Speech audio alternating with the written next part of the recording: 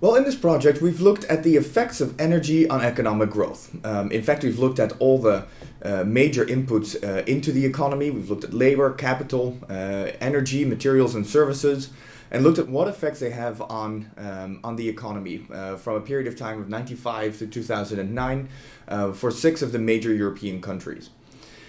Besides that, we've also looked at the trends in energy efficiency. So how much energy input do you need for output to occur?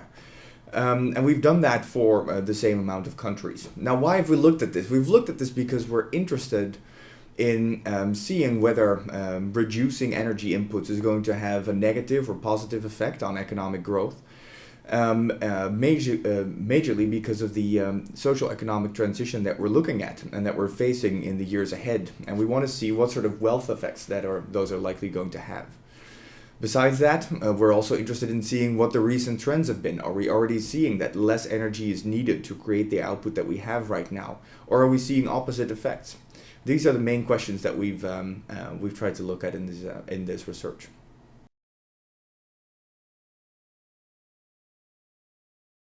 Well, the results are quite positive. What we see is that economic growth is not very dependent on energy. When we look at all of the inputs, at labor, capital, services, materials, and energy, then energy has the lowest impact on economic growth. Now that means that in general, when you reduce the amount of energy input, it doesn't have that much of an impact on economic output. That's much less the case for materials, for example, which is of course also a concern from a socio-ecological perspective. The amount of commodities that we put into the economic process will also have to come down over time.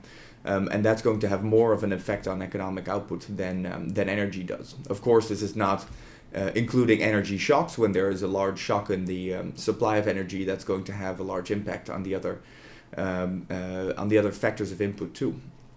In general, we also see that there is a positive spillover effect of energy efficiency gains on economic growth through total factor productivity. That essentially means that the innovation and the investments that are used into creating more of an energy efficient economic environment are having a positive impact on economic growth. In that sense, we definitely see that more focus on innovation and more focus on cleaner technologies and the development of that is going to help economic growth moving forward.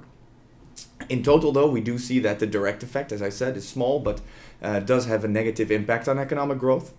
And that also is likely to be the case for employment. So we do see that a reduction in the short term of energy inputs are going to have a negative effect on unemployment as well. Which of course is not going to be positive for the economic recovery that Europe is currently facing.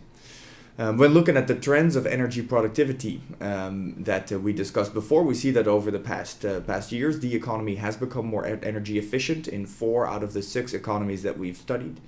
So you see that in the UK, Netherlands, Germany, and Finland, energy efficiency has improved, while that's not the case for Italy and Spain. But Italy and Spain have had more structural problems with their economy in that period of time as well. So in general, I would say that the trend for Europe as a whole seems to be upward.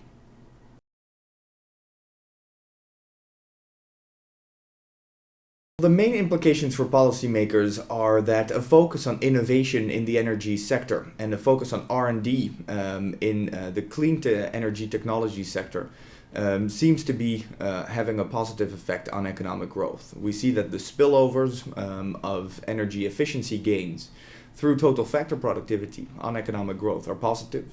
So that essentially means that the more money that's being put into innovation around energy efficiency are having a positive effect on economic growth, while the actual outright reduction of energy into the economic process, of course, has a negative effect.